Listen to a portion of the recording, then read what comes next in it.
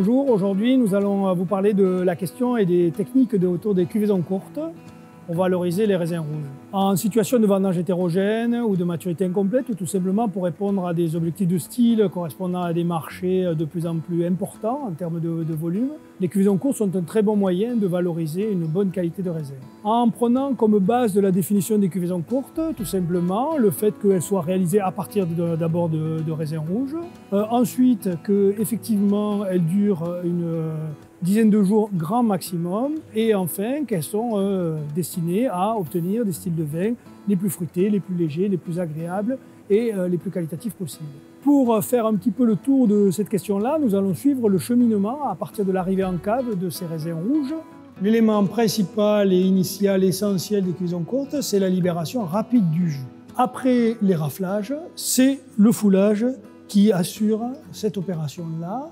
On peut vérifier la qualité du foulage ici dans la maie de la pompe à vendange avant l'envoi des raisins vers la cuve de macération.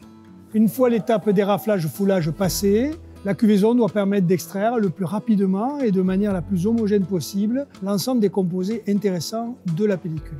C'est aussi là où on peut apporter les enzymes qui vont permettre d'accélérer cette extraction précoce. Il faut se rappeler que sur une cuvaison courte, on va être sur des cuvaisons de l'ordre d'une semaine à peu près. Et donc l'usage des enzymes dans le haut de la fourchette de recommandation est quelque chose qui nous permet de sortir les composés les plus intéressants le plus vite possible.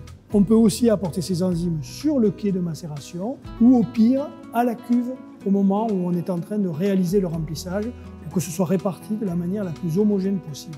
Je vais vous présenter 4 types de cuves. Il en existe bien sûr beaucoup plus que cela, mais on va arriver à faire un tour à peu près de différentes solutions qui existent en termes de type d'équipement.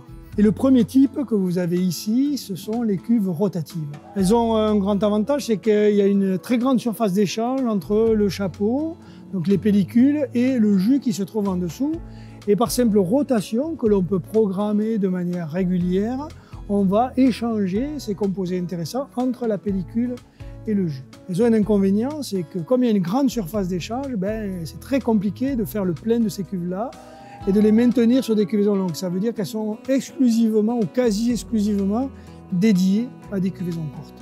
Un deuxième type de cuve, ce sont les cuves à remontage assisté, comme celle que nous avons derrière nous, avec une pompe et un système de tuyauterie qui sont liés à la cuve, qui permettent de récupérer du jus en fond de cuve et de l'envoyer dans un réservoir qui est situé en haut, où le jus est bloqué pendant quelques minutes et les 30 à 50 hectos qui peuvent être présents dans ce réservoir sont libérés d'un coup sur le chapeau de mare. Les cuves classiques permettent aussi bien de réaliser les remontages que les délestages. Ce qui est la clé dans la facilité de travail, c'est le nombre de vannes, l'endroit où elles sont positionnées, la qualité des systèmes de drainage qui doivent permettre de commencer à extraire très tôt. Une variante classique, maintenant très répandue, c'est la cuve à double étage où on envoie le raisin dans la partie supérieure et on utilise la partie inférieure de la cuve pour les jus de délestage, avec une facilitation justement de ces opérations de délestage grâce à un système de pontage qui permet de connecter les deux parties de la cuverie et de pompes fixes qui facilitent tout le travail d'extraction rapide caractéristique de toutes les cuvaisons courtes.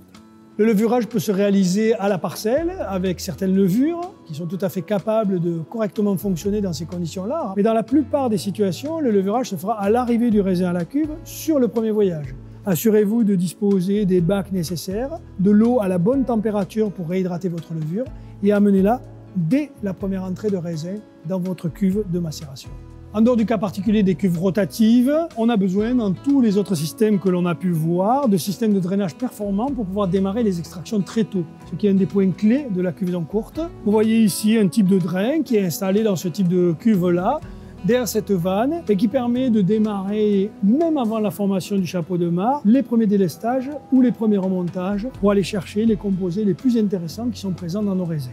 Comme sur les cuves rotatives, il y a ici un système de guidage et de programmation des remontages dans ce type de cuverie à remontage assisté, où on peut choisir à la fois la fréquence de ces remontages, les volumes qui peuvent être pompés, ainsi que l'apport ou non d'oxygène pendant la phase de macération. La gestion de l'oxygène pendant la phase de macération et de fermentation alcoolique est primordiale.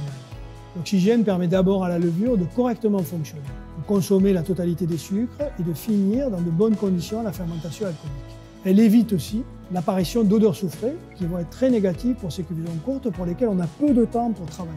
Et enfin, l'oxygène permet de préparer les vins, de les rendre plus réactifs dans la phase entre la fin de fermentation alcoolique et le début de fermentation malolactique. L'autre axe de gestion en cours de macération, c'est l'utilisation du bois, des copeaux et des levures inactivées. Ce sont deux outils qui permettent de travailler sur les sensations d'enrobage, de diminuer les sensations végétales et d'apporter de la puissance et de la qualité de la structure sur des macérations qui vont être forcément courtes. Le décuvage est une étape particulièrement importante dans les cuvaisons courtes.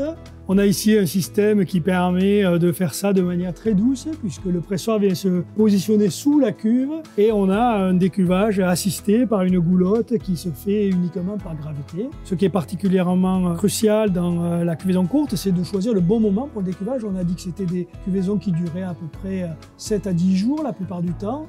L'étape suivant le décuvage, c'est le pressurage. En général, on écarte les jus au dégouttage lors du remplissage du pressoir, qui sont les plus végétaux, et on conserve les presse jusqu'à un bar. On les garde dans une cuve séparée jusqu'à ce qu'on ait fait l'analyse et la dégustation pour les réassembler avec les jus de veau. La plupart des pressoirs aujourd'hui sont des pressoirs pneumatiques qui ont des programmes spécifiques que l'on peut adapter pour les cuvaisons courtes pour tirer le meilleur parti de ces jus de presse qui peuvent représenter une fraction importante puisqu'on a macéré relativement peu de temps. L'étape essentielle suivante, c'est la mise au propre dès la fin de fermentation alcoolique ou juste après le pressurage pour éviter de laisser le vin macérer sur ses lits et récupérer des notes soufrées ou des notes végétales. L'opération peut être facilitée par l'existence de coups de décanteur, comme on le voit ici dans cette cuve, qui permet de prélever uniquement la partie claire du vin et de le transférer dans une nouvelle cuve.